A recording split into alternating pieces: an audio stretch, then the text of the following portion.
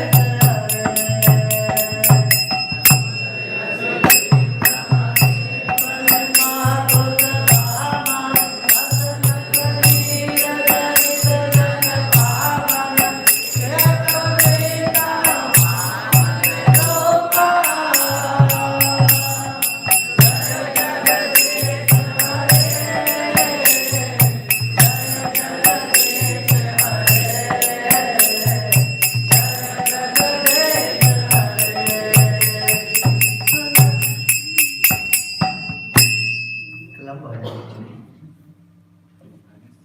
हरे कृष्णा।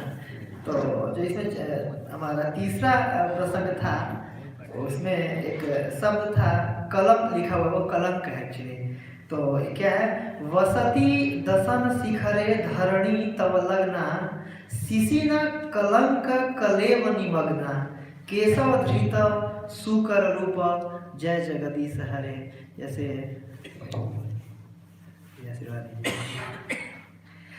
तो इसमें क्या है कि वसनी दसन शिखरे धरणी, जैसे धरणी को जब अपने बसा करके ऊपर ला रहे थे, तो ससनी कलंक, जैसे कि चंद्रमा पर जैसे धाग धब्बा दिखता है, वैसे कलंक जैसे भगवान का वो श्वेत वाराह कल्प था एक्चुअली उस समय। तो ये स्वयंभू मनु के समय का वो है। एक्चुअली 2 बार जो वराह देव ने ना अवतार लिया है, एक छठवें मनवंतर चाक्षुष मनु में और पहले मनवंतर में स्वयंभू मनु के समय में। तो जैसे कि भगवान के श्वेत शरीर पर, हालांकि भगवान 12 रूप में है, शुकर के रूप में, लेकिन फिर भी भगवान बहुत दिव्य दिख रहे हैं। तो उनके जैसे कि अपने उस पर जंगली सुअर आप लोग देखे हैं, गन्ने के खेत में होते हैं, थोड़ा इस सुअर से थोड़ा बड़े होते हैं, भूरे कलर के होते हैं, उनके ये निकला रहता है। तो एक्चुअली वो गन्ने को चूस जाते हैं या खुदाई कर देते हैं खेत में। तो एक्चुअली उसी पर रख करके वो ले करके आ रहे थे, जैसे कलंक के जैसे बहुत सुंदर चीज पे जैसे कोई कलंक है ना, जैसे श्वेत वस्त्र मसी बिंदु ये छेना लुकाए सन्यासी रात पछिद्र सरोलों के गाय। तो वैसे ही बहुत सुंदर उनका भगवान का शरीर है, वैसे अपने भक्त पृथ्वी को लेके आ रहे हैं। और जैसे एक चंद्रमा पे कलंक की भांति वो ऐसे, क्योंकि भगवान का श्वेत शरीर पे भगवान के सूत्र जो वो है शरीर की कांति है, उस पर कलंक के जैसे कि ब्लू कलर की और ग्रीन कलर की जो भी कह सकते पृथ्वी वैसे दिख रही। तो वैसे के रूप में इसको जयदेव गोस्वामी जी वर्णन कर रहे हैं इसका। तो आज का श्लोक लगा दीजिए। ओके, धन्यवाद। तो आज हम इस श्लोक पे चर्चा करेंगे, और इसमें भागवतम का 3 स्कंद का 19वें अध्याय का 38 नंबर श्लोक है। तो 2 श्लोक ये 18th और 19th चैप्टर में श्रीमद् भागवतम 3 स्कंद में इसका वर्णन आता है, वराहदेव भगवान की लीला का वर्णन आता है। तो उस पर आज हम चर्चा करेंगे। और ये 2 श्लोक हैं 37 और 38 नंबर। ये श्रुति फल है कि इसमें ध्यान से अगर आप 2 शब्द देखिए, एतन जो पहला शब्द है और आखिरी शब्द है श्रृणवताम, इसको सुनने से एतद श्रृणवताम क्या मिलेगा वो बीच में वर्णन है। तो इसका वर्णन हम करेंगे। सो बिफोर स्टार्टिंग सारे वैष्णव से, गुरु परंपरा से, भगवान से प्रार्थना करते हैं भगवान को शक्ति दे, ताकि उनके लीला कथा पर कुछ चर्चा करने का प्रयास किया जा सके दोनों से। ओम अज्ञानतिमिरन्धस्य ज्ञानाञ्जनशलाकया चक्षुरुन्मीलितं येन तस्मै श्रीगुरवे नमः। श्रीचैतन्यमनोभीष्टं स्थापितं येन भूतले स्वयं रूपा कदा मह्यं ददाति स्वपदान्तिकं। वन्देऽहं श्रीगुरो श्रीयुतापदकमलं श्रीगुरुवैष्णवांश्च श्रीरूपं साग्रजातं सहगणरघुनाथान्वितं तं सजीवं साद्वैतं सावधूतं परिजनसहितं कृष्ण चैतन्य देवं श्रीराधाकृष्णपादान् सहगणललिता श्रीविशाखान्वितांश्च। हे कृष्ण करुणा सिन्धो दीनबन्धो जगत्पते गोपेश गोपिका कान्त राधाकान्त नमस्तुते। तप्त कांचन गौरांगे राधे वृंदावनेश्वरी वृषभानुसुते देवे प्रणमामि हरिप्रिये। वाञ्छाकल्पतरुभ्यश्च कृपा सिन्धुमेव च पतितानां पावनेभ्यो वैष्णवेभ्यो नमो नमः। जय श्री कृष्ण चैतन्य प्रभु नित्यानंद श्री अद्वैत गदाधर श्रीवास आदि गौर भक्तवृंद। हरे कृष्णा कृष्ण कृष्ण हरे हरे, हरे राम राम राम हरे हरे। नमो ओम विष्णुपादाय कृष्ण पृष्ठाय भूतले श्रीमते भक्ति वेदांत स्वामिनिति नामिने। नमस्ते सरस्वते देवे गौरवाणी प्रचारिणे निर्विशेष शून्यवादे पाश्चात्य देशतारिणे।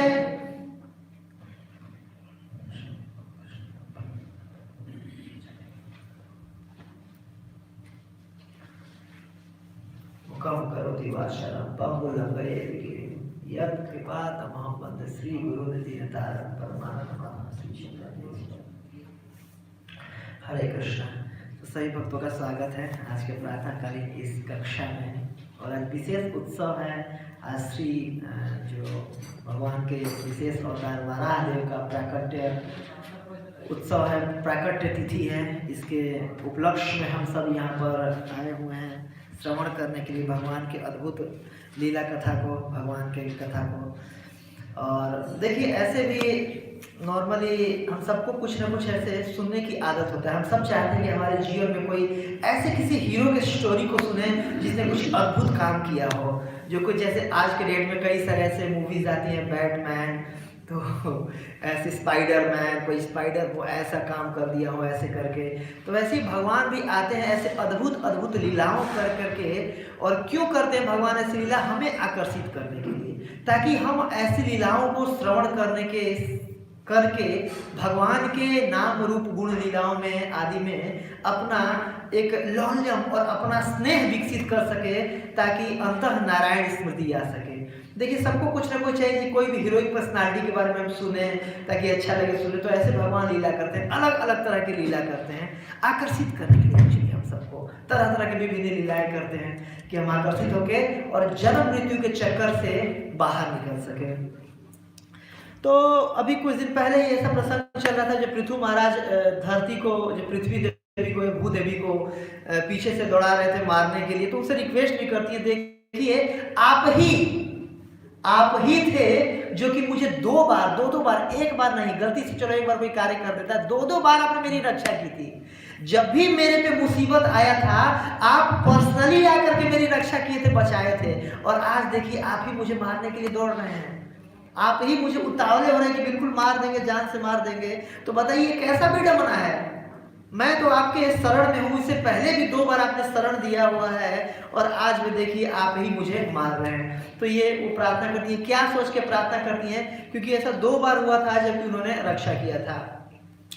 तो भागवत में ये प्रसंग कैसे शुरू होता है कि सारे वरिष्ठ वैष्णव एक्चुअली थोड़ा सा ऐसा लगता है सीनियर के सामने बोलने में, सुनना चाहिए था, यहाँ बैठ के बोलना पड़ रहा है। जो भी पता तेरा तुझको अर्पण किया लागे मेरा। तो जो भी सुने हैं सारे वरिष्ठ वैष्णव से वही अर्पण कर रहे हैं, अपना कुछ नहीं। जैसे गंगा जी का पूजा गंगा जल से ही कर देते हैं, उठा के इसी में डाल देते हैं। तो जो भी हम श्रवण किए हैं वैष्णव से। तो मैं क्या कह रहा था?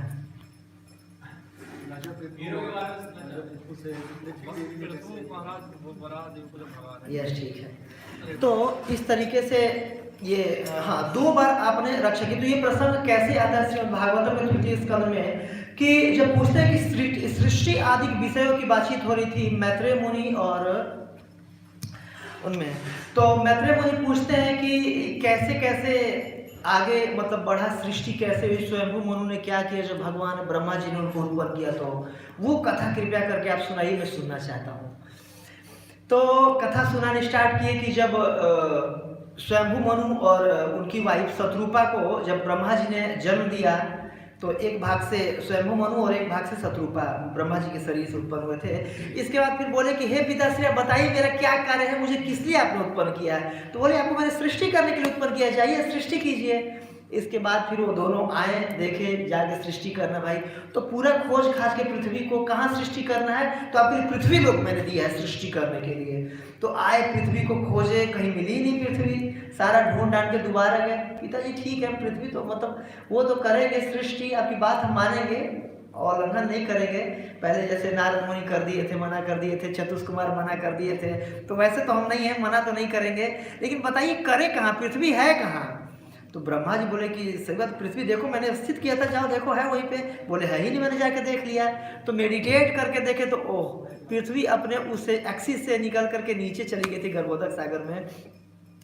तो फिर बोले अब ये तो ठीक है, कुछ सोचता हूँ। जब तक विचार में निमग्न ही थे तब तक ब्रह्मा जी को थोड़ा सा नाक से उनके, कई बार मैं सुना हूँ कि छींक आई, लेकिन भागवत में ऐसा पढ़ा नहीं। तो ब्रह्मा जी के नाक से अंगुष्ठ के अग्रभाग, मतलब ये जैसे अंगूठा है ना, इसका अग्रभाग ही ये हुआ अग्रभाग, तो इतना छोटा सा कुछ निकला उनके नाक से। तो अचानक से छींक आई, निकला। तो ब्रह्मा जी ने क्या निकल गया अचानक से, फिर देखे तो देखते देखते देखते अचानक से वो जो निकला था वो बड़ा होने लगा। बड़ा होते होते होते होते होते इतना बड़ा हो गया कि नीचे से भूमंडल से और सत्यलोक तक इतना ज़्यादा बड़ा हो गया। जब इतना बड़ा शरीर हो गया, और देखिए कि मतलब अद्भुत सा, कोई देवता का शरीर है नहीं, देवता का भी नहीं, कोई मनुष्य टाइप का मनुष्य, कोई पशु का शरीर है ये। तो पहले तो आश्चर्य हो रहा था कि मतलब ये सूकर का शरीर है ये, लेकिन क्योंकि इतना अद्भुत और इतनी कांति निकल रही थी तो समझिए कि नहीं, इतनी कांति किसी साधारण जीव के शरीर से नहीं निकल सकता है। क्योंकि ब्रह्मा जी के पास नॉर्मली 50 गुण होते हैं जो कि सबसे ज़्यादा जीव तत्व के हो सकते हैं, तो उनको पता है कि मेरी लिमिटेशन क्या है। लेकिन जो ये चीज़ें मेरी लिमिटेशन की बाहर का चीज़ है, तो बिल्कुल स्तुति करने लगे कि निश्चित रूप से ये भगवान है। और इसके बाद भगवान सबको सांत्वना देते हैं कि अभी अभी मैं जाता हूँ और पृथ्वी को निकाल करके लाता हूँ। और इस तरीके से ऊपर से जोर से छलांग लगाए, कहाँ पर, गर्भोदक सागर में, और तैर तैर के और ढूंढ ढूंढ के सूंघ सूंघ के, सूकर, सूकर किसको कहते हैं, सुसु करोति इति सुकरः, जो सुअर को देखें ऐसे ऐसे करके सूंघ, उसका मुंह भी ऐसे होता है, नाक सूंघता रहता है, तो उसको सूकर कहते हैं। ये विशेष गुण होता है। तो ऐसे भगवान सू करके सूंघ रहे थे, सू करके सूंघ करके खोज रहे थे। और इसी को अपने प्रार्थना में कुंती देवी भी कह रही हैं कि जन्म कर्म च विश्वात्मा अजस्य अकर्तुआत्मनः तिर्यग्निरिषिषु यादसु तत् अत्यंत विडम्बनम, कि ये बहुत विडम्बना की बात है कि आप अजन्मा है, जन्म तो लेते नहीं है, लेकिन फिर भी आप जन्म लेते हैं। कहाँ कहाँ, तो जन्म लेते हैं तिर्यक। तिर्यक मतलब होता है जो तिरछा रहता है। जैसे मनुष्य का रीढ़ की हड्डी ना सीधा रहता है, लेकिन पशुओं का ऐसे रहता है, टेढ़ा रहता है, तिरछा रहता है, उसको तिर्यक कहते हैं। इसलिए तो तिर्यक आपने पशुओं में अवतार लेते हैं, नृ नर में अवतार लेते हैं, खै उड़ने वाले मतलब पक्षियों में अवतार लेते हैं, हंसा अवतार। और पशुओं में जैसे टोटराइज के रूप में लिए थे, क्या बोलते हैं उसको, हाँ, कच्छप अवतार लिए थे, या भगवान वाराह के रूप में अवतार ले रहे हैं। तो इस तरीके तत्र अत्यंत विडम्बनम, आपको हालांकि इसकी कोई जरूरत नहीं है। आप आत्मा नाम और आत्मा राम पूर्ण काम है। आपको क्या भौतिक जगत से मतलब डायरेक्ट वो संलग्न भी नहीं होते हैं। वो महाशिव शिव जी के रूप में वो करते हैं पृथ्वी से, मतलब भौतिक उससे, प्रकृति से, तो कोई जरूरत नहीं, फिर भी आप जन्म लेते हैं। तब अत्यंत विडम्बनम, ये चीज मुझे सोच सोच के बहुत विडम्बना लगती है। तो वही यहाँ पर आ रहे हैं सूकर के रूप में भगवान, और बिल्कुल बड़ा मतलब पृथ्वी के मतलब गर्भोदक सागर के है। एक्चुअली गर्भोदक सागर, गर्भोदक क्या है, गर्भोदक मतलब होता है पसीना। ये जो गर्भोदक साई विष्णु है, उनके शरीर से निकला वो पसीना है। पसीने से आधा ब्रह्मांड को भर देते हैं और उसके ऊपर आराम से सैया पर शयन करते हैं। तो उनके शरीर से निकला हुआ पसीना है, तो उसमें से जा करके पृथ्वी को ला करके अवस्थित। देखिए ये भगवान का एक्चुअली प्रेम है, भगवान का प्रेम है। कोई जैसे भी कुछ दिन बाद वो आने वाला है वैलेंटाइन डे, लोग कहते हैं मैं तुम्हारे लिए चांद तारा तोड़ लाऊंगा, ये कर दूंगा, वो कर दूंगा, बताइए। लेकिन कोई ऐसा है जो कह सके तुम्हारे लिए मैं सुअर बन जाऊंगा। देखिए भक्तों की रक्षा के लिए तो पृथ्वी क्यों आनी थी, क्योंकि पृथ्वी आती तो मानव लोग जन्म लेते, और एकमात्र जो मानव का ऐसा योनि होता है ना, ये जंक्शन पॉइंट होता है। जंक्शन उसको बोलते हैं रेलवे स्टेशन में ना, जहाँ दो जगह के लिए रास्ता कट रहा हो, उसको जंक्शन बोलते हैं। तो मनुष्य का शरीर जंक्शन पॉइंट होता है। यहाँ से ही आदमी या तो भगवत धाम जा सकता है, ऊर्ध्वं गच्छन्ति सत्वस्था, मध्य तिष्ठति रासा, जघन गुरु वित्तोषा, अधो गच्छन्ति तामसा। तो ऊपर जा सकते हैं, मध्य में रह सकते हैं, या नीचे जा सकते हैं। तो इसलिए विशेष भगवान को प्रसन्नता हुई थी जब मनुष्य का उन्होंने क्रिएशन किया था। ब्रह्मा जी को विशेष प्रसन्नता हुई थी। तो क्योंकि मनुष्यों को, जीवों को मौका मिल सके कि मनुष्य का शरीर धारण करके और यहाँ से भवसागर से पार हो सके, इसके लिए प्रेमवश अपने, जैसे भगवान बोल रहे हैं कि सारे जो जीव हैं अहम बीज प्रद पिता, तासम ब्रह्म महद्विजु अहम बीज प्रदत्त पिता, कि मैं सबका I am the seed given father of every living entity. तो ये प्रेम वश अपने जीवात्माओं के प्रेम वश जो भगवान है क्या किए, वराह का रूप धारण करते हैं। देखिए निकृष्ट योनि, एक तरह से सुअर का योनि, मतलब कोई किसी को बोल दें कि सुअर कहेंगे तो बुरा नहीं लग जाएगा कि मुझे सुअर बोल रहा है, लेकिन भगवान देखिए कि भक्तों के पास प्रेम वश ऐसी निकृष्ट योनि को भी स्वीकार करने को तैयार कि आदि काल तक लोग उनको सुकर बोलेंगे, लेकिन फिर भी कोई कुछ भी बोल ले, मैं इनसे प्रेम करता हूँ अपने जीवों से, उनको मैं मौका देना चाहता हूँ। पृथ्वी मेरी भक्त है, मेरी पत्नी है, उसको मैं मतलब रक्षा करना चाहता हूँ। भगवान कुछ भी करने को तैयार हो जाते हैं और भगवान प्रकट हो जाते हैं रक्षा करने के लिए। अभी भगवान प्रकट हो गए, देखिए जगन्नाथ बलदेव सुभद्रा महारानी के जय, गौरता भगवान के जय, लक्ष्मी नरसिंह भगवान की जय। तो इस तरीके से भगवान प्रकट होते हैं, अपनी कृपा दृष्टि डालते हैं भक्तों के ऊपर। तो ये है, तो सूकर के रूप में भगवान प्रकट हुए और पृथ्वी का रक्षा किए। इसके बाद फिर जो मैत्रेय मुनि एक और प्रश्न पूछे, नहीं मैत्रेय मुनि से प्रश्न पूछा गया था। कौन पूछे थे? विदुर जी पूछ रहे थे। यस, विदुर जी पूछे कि मैं सुना हूँ कि बराह को भी उन्होंने, बराह अवतार में जब आए थे तो क्या वो किए थे, हिरण्याक्ष का भी वध किए थे, वो कब हुआ, कैसे हुआ, और पृथ्वी मतलब क्यों वो लेकर के चला गया था, कृपया करके ये आप मुझे लीला कथा सुनाइए। तो बोलते हैं, बहुत उनको तारीफ करते हैं, अच्छा बहुत अच्छा है, मतलब लोकहितम निराम, ये लोकहित में प्रश्न है। कई बार होते हैं जो कि सीनियर वैष्णव लोग ना लोकहित में एक प्रश्न पूछते हैं कि जन कल्याण के लिए, तो वैसे वो प्रश्न पूछे थे जिज्ञासावश। तो उन्होंने बताया था कि एक समय की बात है, कश्यप ऋषि जो थे वो बैठे हुए थे, संध्या काल का समय था, अपने जैसे गायत्री करते हैं ना त्रिसंध्याम, तीनों संध्याओं पर, जैसे अस्त्र 3 संध्याओं, तो जैसे गुरु अष्टम पढ़ना चाहिए, हमें तीनों संध्याओं पर गुरु को स्मरण करना चाहिए, गायत्री करना चाहिए। तो तीसरी संध्या गोधूली बेला हो रही थी, तो उस समय गायत्री वगैरह करने के लिए बैठे थे। और ये ब्रह्मचारी का फिर सन्यासी का कर्तव्य होता है जो आश्रम में पहले रहते थे कि तीनों संध्याओं पर यज्ञ करना, तो यज्ञ करने के लिए बैठे हुए थे। अचानक से जो दीति कौन है, जो दैत्यों की मदर है, अदिति मतलब जो देवताओं की, अदिति जो जिनके पुत्र हैं, अदैत्य मतलब देवता, इस तरह से मैंने स्मरण किया इसको। तो दीति अचानक से आई और उनसे रिक्वेस्ट करने लगी कि देखिए जैसे कि कोई हाथी होता है और किसी केले के वृक्ष को बिल्कुल झकझोर देता है पकड़ करके, वैसे जो कामदेव है मुझे झकझोर रहे हैं, बिल्कुल पीड़ित कर रहे हैं। और मैं चाहती हूँ कि मैं, जैसे मेरी और भी जो बहनें हैं उनको पुत्र हैं, मैं भी चाहती हूँ कि मुझे पुत्र की प्राप्ति हो, तो मुझे आप पुत्र की वो दीजिए, मैं पुत्र प्राप्त करना चाहती हूँ। तो बिल्कुल ऐसे आकर के निर्लज्ज की जैसे उनके सामने बोलने लगी। तो इसमें प्रभुपाद जी लिख रहे परपट में कि इसे किसी भी स्त्री को पति को आकर्षित करने के लिए जैसे शारीरिक वो करना चाहिए, चेष्टा करना चाहिए जिससे पति आकर्षित हो सके। डायरेक्ट ये बोलने की बात नहीं होती है, लेकिन बिल्कुल डायरेक्ट आकर के बोल रहे हैं कि मैं आपसे संग करना चाहती हूँ और पुत्र की मुझे कामना है जैसे मेरी और पत्नियों को। और पता है मेरे पिताजी ने मेरे सामने आके मेरे से पूछा था, वो एक अपना रेफरेंस दे रही हैं कि मेरे पिताजी आकर के मेरे से पूछे थे कि हे बेटी, मेरे पिताजी मेरे को बहुत प्रेम करते, तुम किससे विवाह करना चाहती हो? तो मैंने आपका नाम लिया था कि यस, और मैं जैसे मेरी 13 बहनों ने और मैंने भी आपका नाम लिया था कि मैं आपसे विवाह करना चाहती हूँ, तो आपसे विवाह किए। और देखिए आज तक मैं आपसे पुत्र के लिए नहीं बोली, तो आज मैं बिल्कुल कामा विभूषित हूँ और कृपया मुझे पुत्र की वो कराइए। तो बोल रहे थे ठीक है, कोई दिक्कत नहीं है। पहले अपनी चातुकारी बातों से मैं सोची कि थोड़ा सा इसको डिले कर दूँ, संतुष्ट कर दूँ, क्योंकि जो शाम का समय है इस चीज़ के लिए उपयुक्त समय नहीं होता। तो पहले बोल रहे थे कि हाँ हाँ क्यों नहीं, बिल्कुल बिल्कुल मैं तुम्हारे मन का कामना पूर्ति करूँगा। लेकिन और जो तुम्हारे जैसे पत्नी की अगर कोई सेवा नहीं करे तो बताइए, पत्नी के दम पे ही तो जो पुरुष होता है भवसागर को पार कर सकता है। इस तरीके से बातें बना रहे थे वो भी कि ठीक है इसको थोड़ा सा मैं टाल दूँ, लेकिन बिल्कुल वो बेचैन हो रही थी।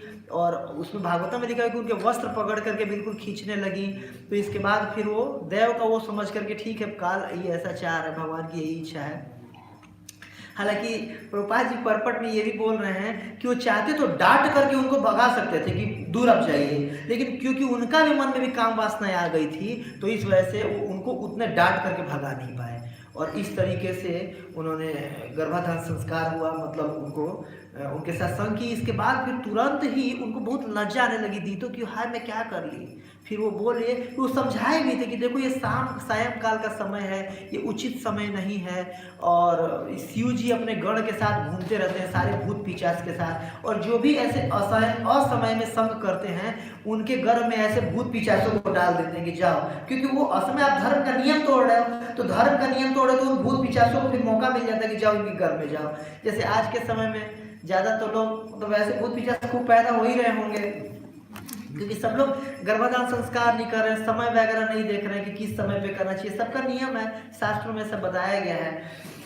तो अब बहुत उन शर्मिंदगी महसूस हो रही थी दीदी को। दीदी भी देखिए भगवान की अच्छी भक्त है, ऐसा नहीं कि मतलब कोई असुरों की माता है तो असुर है, वो भी बहुत अच्छी भक्त है भगवती थी। इस बार बहुत उनको शर्मिंदगी महसूस होने लगी, तो शिव जी से प्रार्थना करती हैं, देखिए शिव जी आप तो मेरे जीजा जी हैं, मेरी छोटी बहन है सती, उसके आप पति हैं, तो निश्चित रूप से आप तो मेरे में कृपालु होंगे, रक्षा करिएगा मेरे गर्भ का, ऐसे इस तरीके से। तो कश्यप मुनि से भी बहुत डर रही थी, क्योंकि उनको संध्या में उसमें विघ्न डाली थी वो।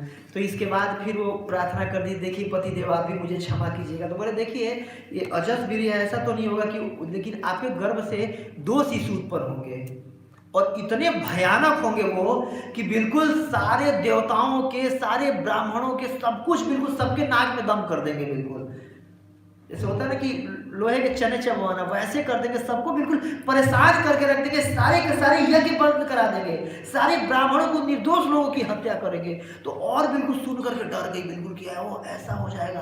फिर मन में सोचने लगी कि तो फिर पक्का है, फिर तो ब्राह्मणों के श्राप से मारे जाएंगे, जल के वो राख होंगे। इसके बाद उनके मन की बात को समझ करके बोले नहीं, लेकिन देवी इनको मारने के लिए इतना ज़्यादा खतरनाक होंगे कि किसी और के बस की नहीं होगी, तो दोनों पुत्रों को मारने के लिए 2 अलग अलग अवतार लेंगे भगवान और इनको मारेंगे। तो ये सुनकर के उनको अच्छा लगे, चलो कम से कम भगवान के हाथ से मारे जाएंगे, क्योंकि अगर देव मतलब ब्राह्मणों के श्राप से कोई जलता है ना तो कई जन्मों तक पूरा वंश सहित नष्ट हो जाता है, उसका उद्धार नहीं होता है। लेकिन अगर भगवान के हाथ से मारे जाएंगे तो एटलीस्ट उद्धार तो हो ही जाएगा। तो ये सुन करके प्रसन्न होती हैं। लेकिन अब फिर जब सोचती है कि क्योंकि दोनों असुर हैं मेरे घर में, वो बोली कि ठीक है मैं बाहर ही नहीं करने दूंगी। तो 100 साल तक वो अपने गर्भ में ही रखी उनको, और उनके गर्भ में इतना ज़्यादा वो तेजोमय थे, वो जो दोनों शिशु थे इतना ज़्यादा प्रबलशाली थे, इतना बलवान थे कि उनके गर्भ में भी थे, उनके तेज मात्र से देवता लोग पूरे ब्रह्मांड कांप गया, बिजली गिरने लगी, बिल्कुल सारे देवता अपने कार्य नहीं कर पा रहे थे और पूरा अंधकार छा गया आकाश में। तो सारे के सारे देवता लोग बिल्कुल परेशान होकर के और आकर के अपने ब्रह्मा जी के पास, जो मेन ऑफिसर, एडमिनिस्ट्रेशन ऑफिसर, उनके पास प्रार्थना किए कि भगवान देखिए ऐसे हो गया, क्या करना चाहिए, हम अपने कार्य नहीं कर पा रहे हैं, बिल्कुल हम सब परेशान हो गए, कुछ कीजिए, रक्षा कीजिए। तो ब्रह्मा जी उनको बोलते हैं कि ठीक है मैं आपको बताता हूँ ये क्यों हो रहा है, मैं आपको एक कहानी सुनाता हूँ। तो ब्रह्मा जी एक कहानी सुनाते हैं कि एक समय की बात है, उनको बताते हैं कि देखो इसको कोई कुछ नहीं कर सकता, जो सिचुएशन आई है इसको कोई कुछ नहीं कर सकता है, ये भगवान की इच्छा से हो रहा है। तो क्या भगवान की इच्छा से क्यों? भाई भगवान ने हमें अलग अलग एडमिनिस्ट्रेशन पावर पे हमें वो किया है, नियुक्त किया है, भगवान क्यों चाहेंगे कि हम ये सब में मतलब खराबी पहुँचे? तो कथा सुनाते हैं ब्रह्मा जी। ब्रह्मा जी क्या कथा सुनाते हैं कि एक समय की बात है, जो चतुष कुमार थे वो घूमते, उनके मन में इच्छा है कि चलो चलते हैं भगवान का दर्शन करने। तो भगवान का दर्शन करने के लिए वो चले, और जाते जाते पूरा मतलब भौतिक ब्रह्मांड को पार किए, बिरजा नदी को पार किए, उधर परम व्योम जो आता है उसको पूरा पार किए, ब्रह्म ज्योति को, और वैकुंठ के पहले दरवाजे पे पहुँचे। बिल्कुल निश्चित होकर भगवान से मिलने की बहुत तीव्र इच्छा हो रही थी उन चतुष कुमारों के अंदर। पहले दरवाजा पार किए, फिर द्वितीय दरवाजा पे गए। अब कोई द्वारपाल तो खड़े थे, जैसे जय विजय, नंद सुनय, तिर्य ककरक, ऐसे करके अलग अलग द्वारपालों का नाम आता है, तो खड़े रहते हैं लोग, कोई कुछ नहीं बोले।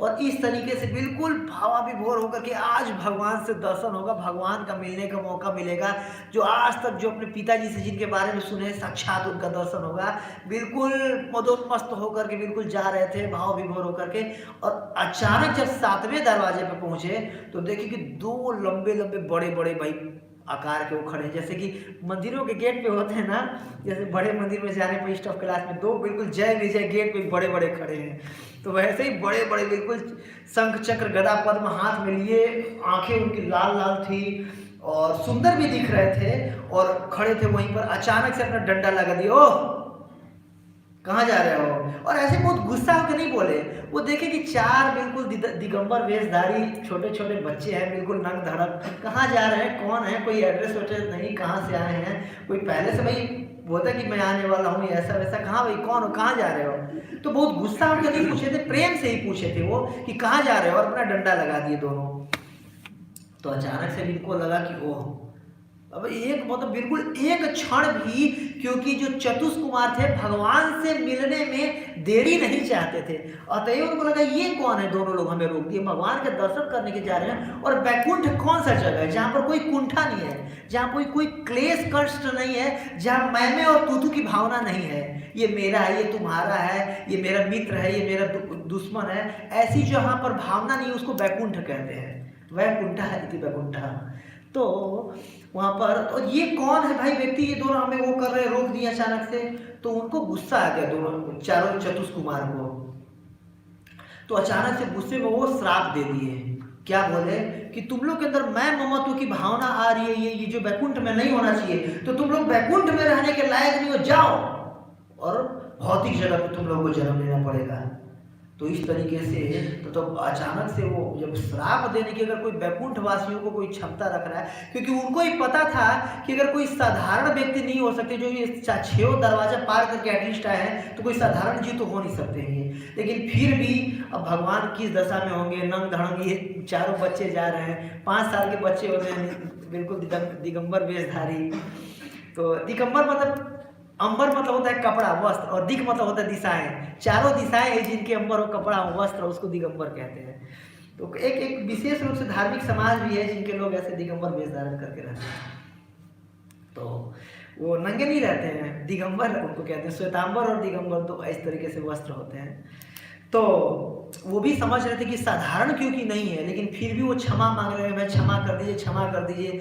तो भगवान क्योंकि भी सबके हृदय में परमात्मा रूप में भगवान भी अंदर बैठे हुए, तो उनको पता चल गया कि गेट पे कुछ हो रहा है। अचानक से भगवान भी वहाँ पर आके प्रकट हो गए, बताइए बताइए क्या हो गया। तो चतुष्कुमार बिल्कुल देखे उनको, और देखते ही तुरंत प्रणाम किए, और प्रणाम करके जैसे होता है किंजल के मिश्र तुलसी मकरंद वायु अंतर्गत स्वविवरण चकार देशम संक्षोभ मक्ष जिसाम अपि चित्त तनु। चौथे स्कंद में बहुत सुंदर वर्णन करे सुखदेव गोस्वामी बोल रहे हैं इसको, कि जो प्रणाम किए और जो उनके नासिका से जो तुलसी का गंध आ रहा था उसको सूंघने मात्र से ये ब्रह्मवादी से भगवान के भक्त हो गए, और तुरंत ही सेवा का भावना इनके अंदर बिल्कुल व्याकुल होकर फूट पड़ी।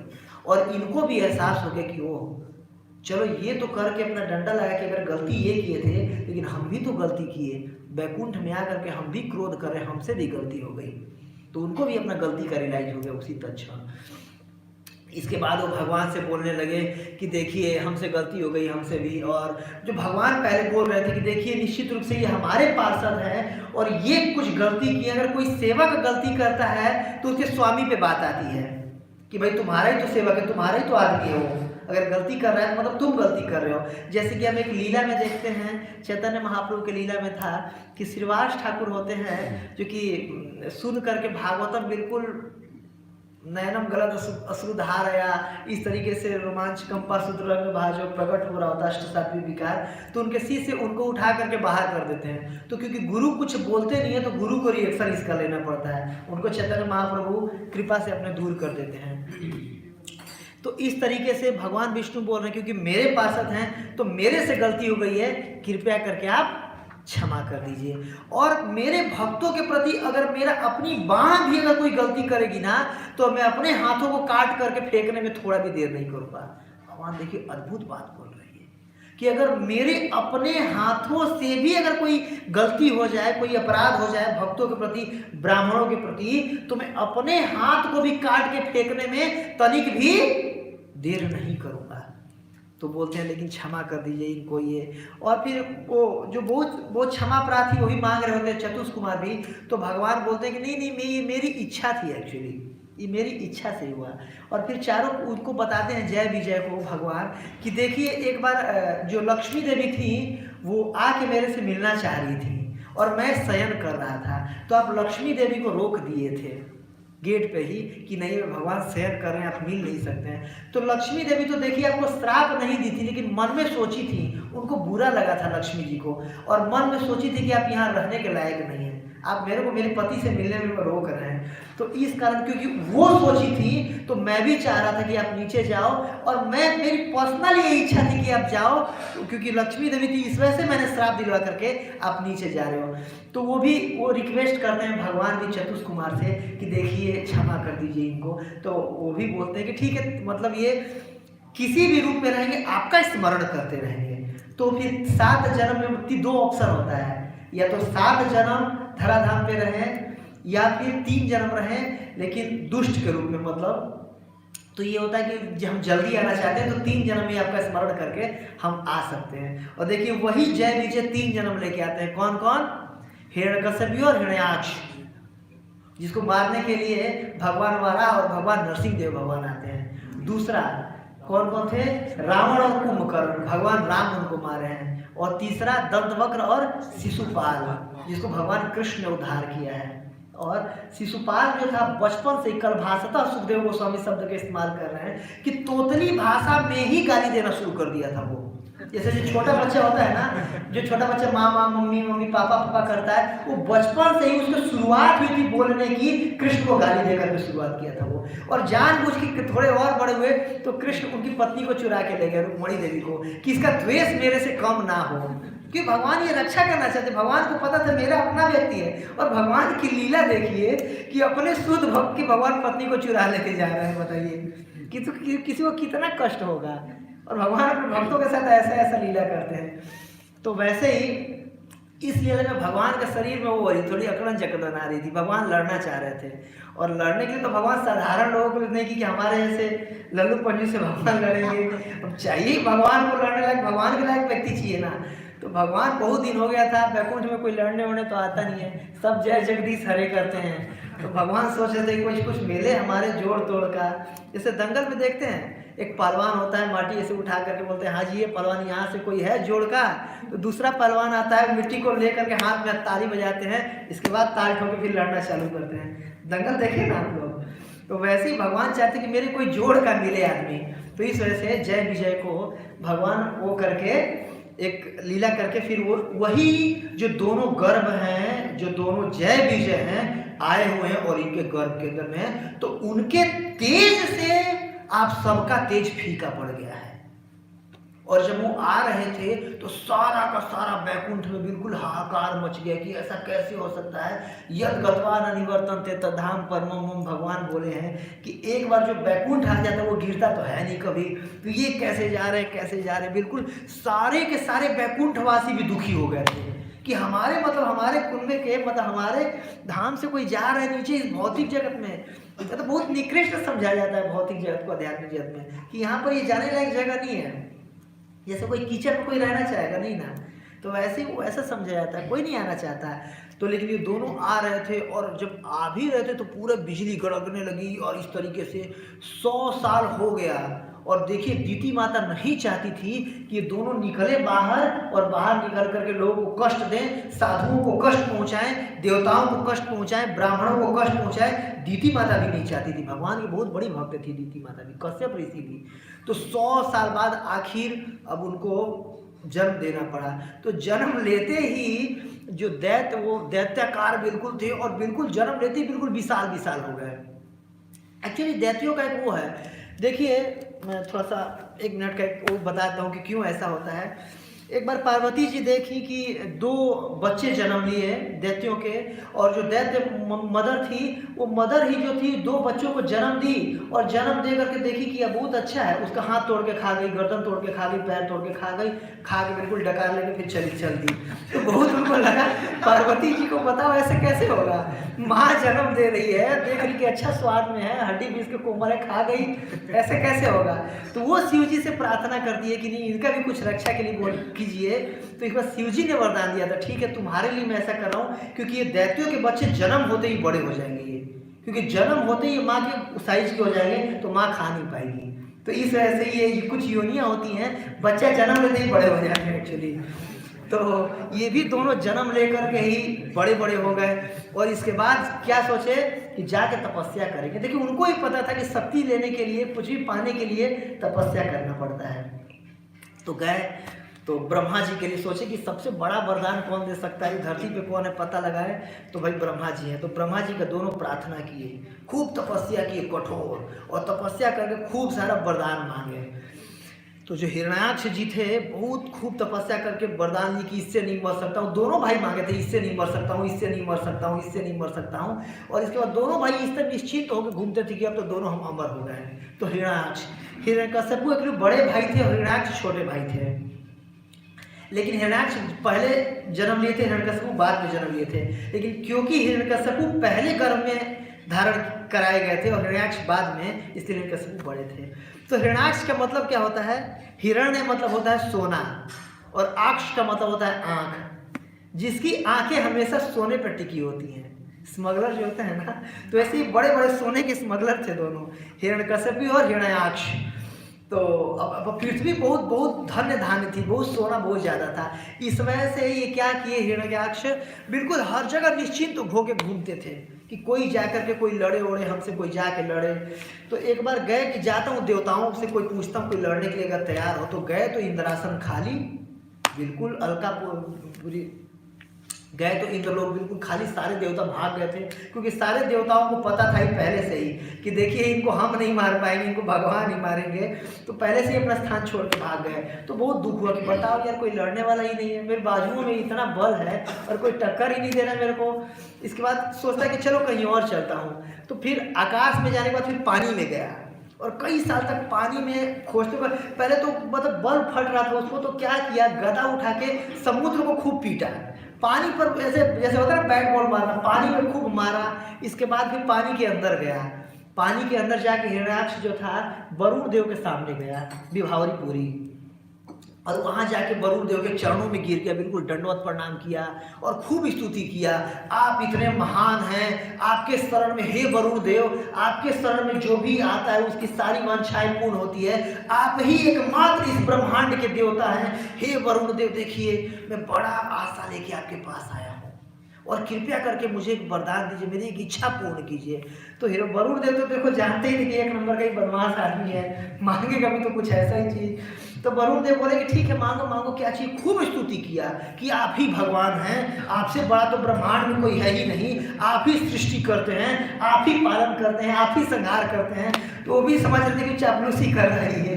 इसके बाद मांगा क्या कि देखिए कृपा करके मुझे वरदान दीजिए, थोड़ा सा आ करके मुझसे मल युद्ध कर लीजिए, बड़ा दिन हो गया कोई मल युद्ध कर बताइए। इसके बाद वरुण देव भी जानते थे कि देखो मल युद्ध में मैं इसे जीत नहीं सकता हूँ। तो बोले हाँ वो तो ठीक है, लेकिन देखो मैं भी अब बूढ़ा हो गया हूँ, जवानी की बात कुछ और थी, अब मैं ये सब काम ना छोड़ दिया हूँ।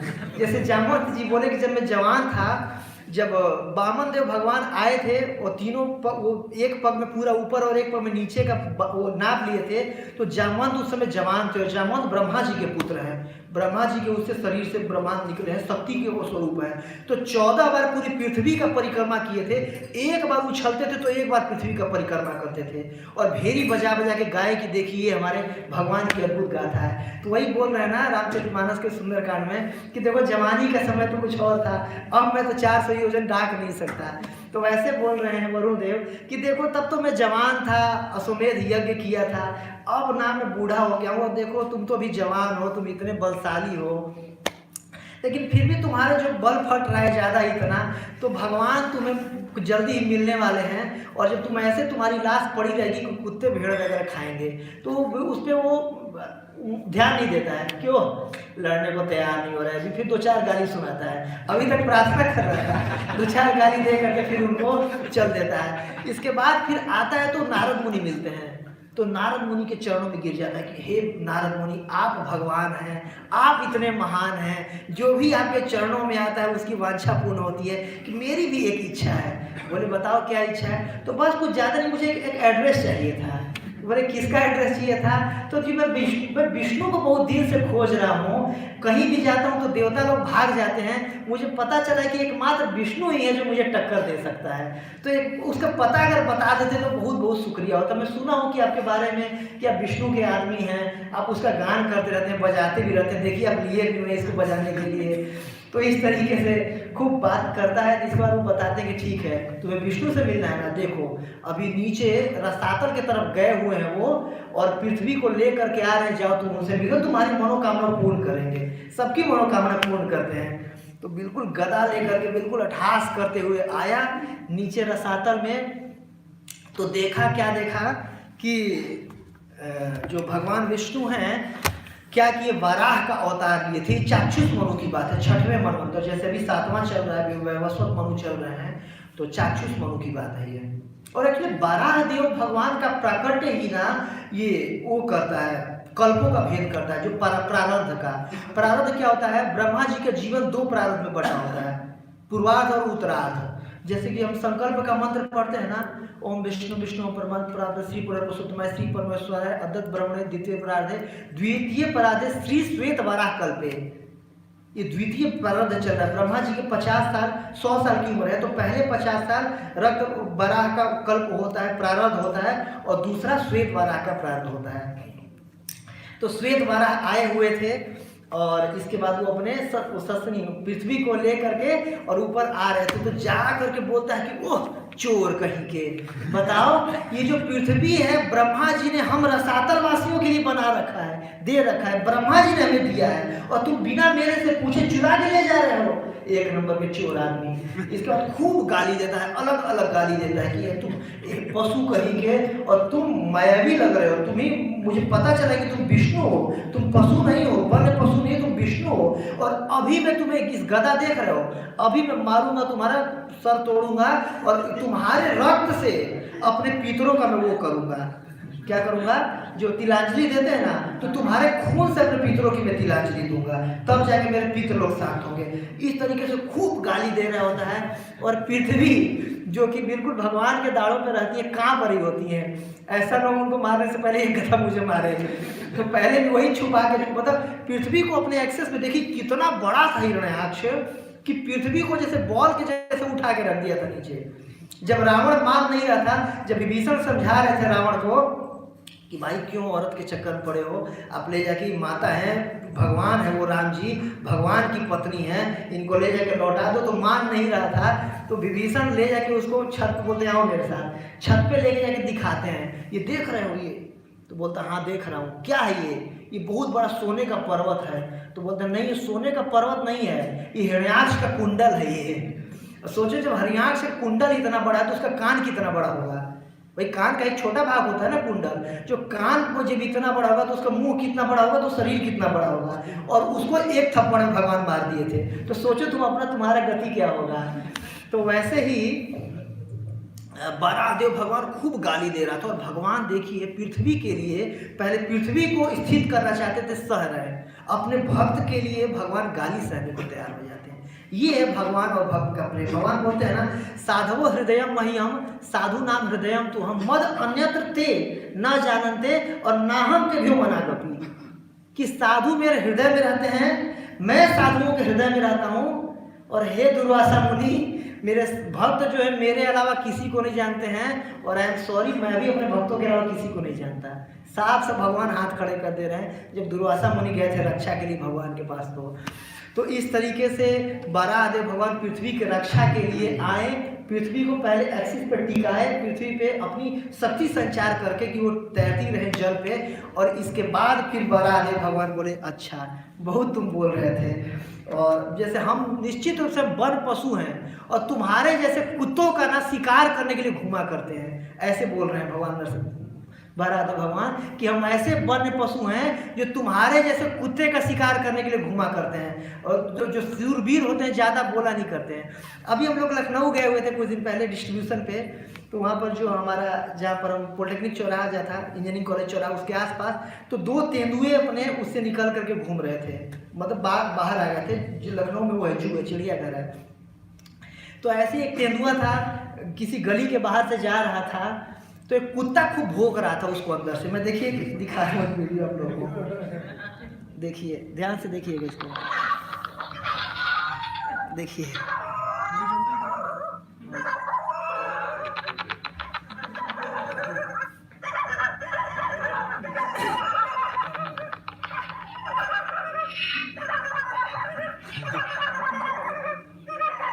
देखा?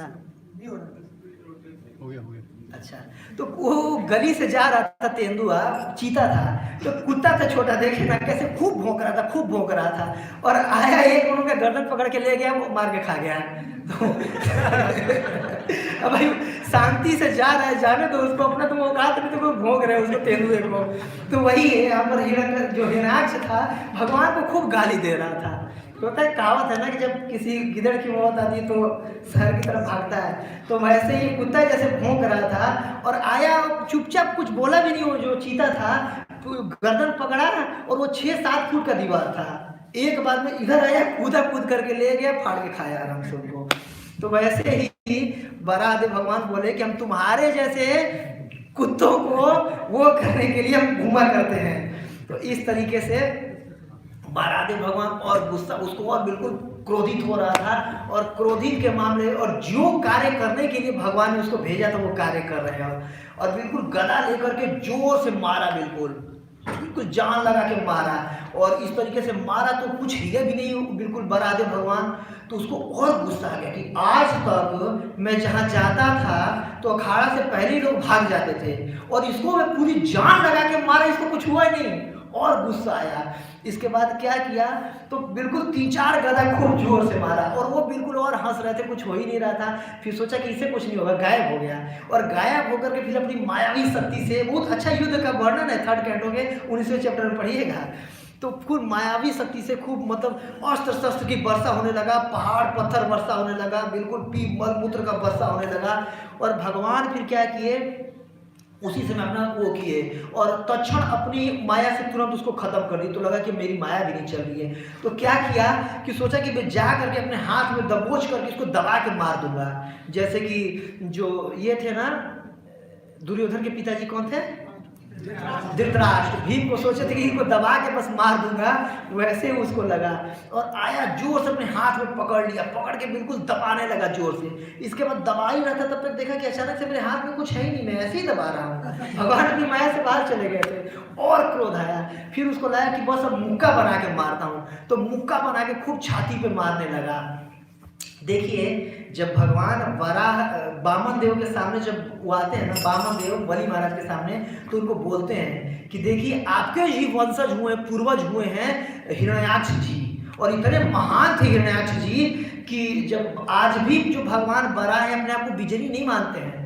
उन जो आज भी जो आपके जो दादाजी थे, जो पिताजी, बड़े पापा जो भी कह सकते हैं, मारे थे ना, वो आज भी उनको याद है। इस तरीके से भगवान बामन देव भगवान बलि महाराज को प्रेज कर रहे हैं कि जो आपके पिताजी मारे थे आज भी याद है भगवान को। तो इस तरीके से फिर भगवान क्या किए, गदा से युद्ध करने लगे। तो गदा भगवान का हाथ से नीचे गिर गया, तो बोला कि गदा उठाओ, गदा उठाओ, तुम निशस्त्र हो, मैं तुम पे ऐसे वार नहीं करूंगा, मैं धर्म युद्ध से तुमसे युद्ध करूंगा, ऐसे बोल रहा था।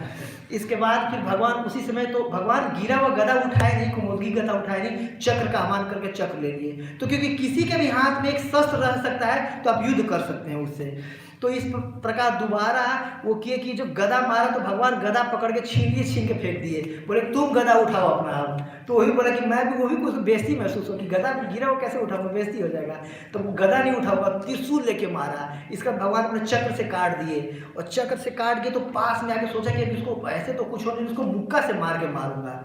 जब आया पास में तो तब भगवान कान के नीचे एक लगाए और नाचता हुआ के गिर के उसी समय मर गया। तो भगवान ज़्यादा कुछ नहीं किए थे, वो मार रहा था, भगवान बस बच रहे थे, और भगवान बस एक थप्पड़ मारे थे। और फिर इस तरीके से, और जब भगवान के हाथ से गदा गिरा था, समय जल्दी हो गया तो इस वजह से मैं तेजी से कर रहा हूँ। तो ब्रह्मा जी प्रार्थना करने लगे कि हे भगवान देखिए शाम में असुरों का शक्ति बढ़ जाता है, आप अभी मारिए, अभी अभिजीत मुहूर्त चल रहा है। अभिजीत मुहूर्त में ना कोई भी जैसे सत्यवादी पुरुष होते हैं उनका कोई घाटा नहीं होता है, ये ऐसा मुहूर्त है। जैसे सीता माता के भी चोरी अभिजीत मुहूर्त में ही हुआ था। तो वही बोले थे कि इस मुहूर्त में, जटायु बोले थे कि कुछ भी खोता है तो मिल जाता है, आप टेंशन मत लीजिए। तो वैसे ही बोल रहे थे कि अभिजीत मुहूर्त चल रहा है, अभी मार दीजिए, नहीं तो रात होते इसकी शक्ति बढ़ जाएगी। और भगवान तो खेल खेलना चाह रहे थे। तो सुखदेव गोस्वामी शब्द भी क्रीड़ावत शब्द भी उसमें कर, भगवान क्रीड़ा कर रहे। तो भगवान को पता है कि मेरा ही आदमी है, मैं इसीलिए तो इसको वो किया हूँ, तो थोड़ा तो हो जाने। तो ऐसे तो कोई बैकुंठ तक में तो भगवान को ना कोई गाली देता है, ना कोई पीटने आता है। पहली बार ये भी भगवान रसिक शेखर है, हर तरह का रस भगवान को चाहिए होगा। तो इस रस का भीत रस या वीर रस, उसका ही भगवान को आस्वादन करना था। तो आस्वादन करने के लिए विशेष रूप से और भगवान अपने परिकर को उतारते हैं, भगवान अवतार लेते हैं पृथ्वी की रक्षा करने के लिए। क्यों? क्योंकि पृथ्वी की रक्षा होगी तो हमारे जैसे आपके जैसे लोग यहाँ पर जन्म लेंगे और भगवान की भक्ति करके भगवत धाम जा सकते हैं, इसीलिए भगवान अवतरित होते हैं। तो लास्ट एंड नॉट लिस्ट, आखिरी में सब कुछ सुनाने के बाद सूत गोस्वामी सौनक आदि ऋषि को श्रुति फल बता रहे हैं। श्रीमद् भागवतम के तृतीय स्कंद के 19वें अध्याय के 37 और 38 नंबर श्लोक में श्रुति फल है कि जो अभी आप लोग 1 घंटा बैठ करके मुझे टॉलरेट की इसका फल क्या होगा, तो ये होगा। मेरे पीछे पीछे आप लोग भी बोलिएगा, बहुत सुंदर श्लोक है। एत महापुण्यममलं पवित्रं धन्यं यशस्यं पद आयुष राशिसाम् प्राणेन्द्रियाणां युधिष्ठिरवर्धनम् नारायणो वन्दे गतिरंग शृण्वताम्। धन्यवाद। तो जो पहला शब्द है एतद और आखिरी शब्द है शृण्वताम्, इसको सुनने से क्या क्या होता है, तो इसे पहले वाले श्लोक में बता दे रहे हैं, उसमें बता रहे हैं कि ब्रह्म हत्या का भी अगर किसी का पाप होना, वो भी पाप तत्क्षण श्रवण मात्र से खत्म हो जाता है। हरि बोल। वो बताने के बाद फिर उनको संतोष नहीं हुआ, सूत गोस्वामी को सोचते कि चलो ब्रह्म हत्या का पाप तो हुआ, कुछ और देता हूँ। तो इसके बाद ये बोलते हैं कि एतद महापुण्यम, ये महापुण्य वाला ये प्रसंग है। अमलम पवित्रम, अमल है और परम पवित्र है। और धन्यम, ये धन की प्राप्ति कराता है। यश, यश की प्राप्ति कराता है। अस्य मतलब यह है पदम, पद का प्राप्ति कराता है। दुनिया कुर्सी के पीछे पागल है तो पद का भी प्राप्ति कराता है ये। और आयुष, आयुष आयु की प्राप्ति कराता है। और ऐसा मतलब जो भी मन वांछित चीज होता है उसकी प्राप्ति कराता है। और प्राण इंद्रियाणाम युधिष्ठिरवर्धनम्, प्राणों में और इंद्रियों में शौर्य मतलब शक्ति प्रदान करता है। या युद्ध के बीच में कभी भी कुछ युद्ध हो रहा हो, अगर इसका स्मरण कर लिए तो तुरंत उस युद्ध में विजयी हो जाते हैं, इतना शक्ति मिल जाती है। और ये सब सुनाने के बाद आखिरी में क्या बोल रहे हैं कि नारायणो अंते गतिरण्य से होता, कि जो सुनता है अंतिम में मतलब जीवन के आखिरी में नारायण उसको अपनी स्मृति कराते हैं। हरि बोल। ये दिव्य प्रसंग है, बारात है भगवान का, सुनने मात्र से भगवान क्या कराते हैं, अपनी स्मृति कराते हैं। और अंतिम में कहाँ जाता है, भगवत धाम, नारायण के लोक में। हरि बोल। क्योंकि भगवान को पास्टे बहुत प्रिय है, बहुत प्रिय है।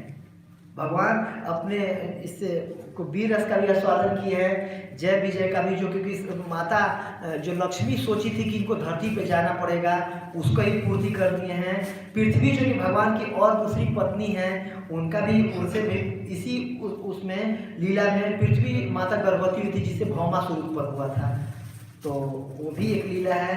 और अपने भक्तों की मेन बात ये सारा का सारा लीला ना क्यों भगवान कर रहे हैं, अपने भक्तों को या और जीवों को मौका देने के लिए भगवान देखिए बराह रूप में, सुकर रूप में आ गए कि मतलब अपने पे एक तरह से कलंक ले लिए कि चलो ठीक है, लोग मुझे सुअर कहेंगे तो भी कोई दिक्कत नहीं है, मेरे भक्तों की रक्षा होनी चाहिए। तो ये भगवान का विशेष प्रेम है।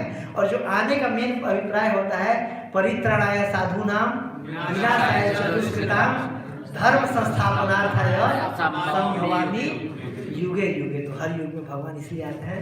तो आज के दिन में भगवान बारह प्रकट हुए थे हम सबकी रक्षा के लिए, हमें ये लीला सुनवाने के लिए कि आने वाले कलयुग में पता नहीं कब हम सब ये लीला सुनेंगे और सुन करके सुकृति इकट्ठा करेंगे भगवत धाम जाने के लिए। हरि बोल। जगत गुरु श्री प्रभुपाद के, ग्रंथराज श्रीमद् भागवतम के, श्री वराह देव प्राकट्य तिथि महामहोत्सव की, आप सब वैष्णव वृंद की जय। हरे कृष्ण।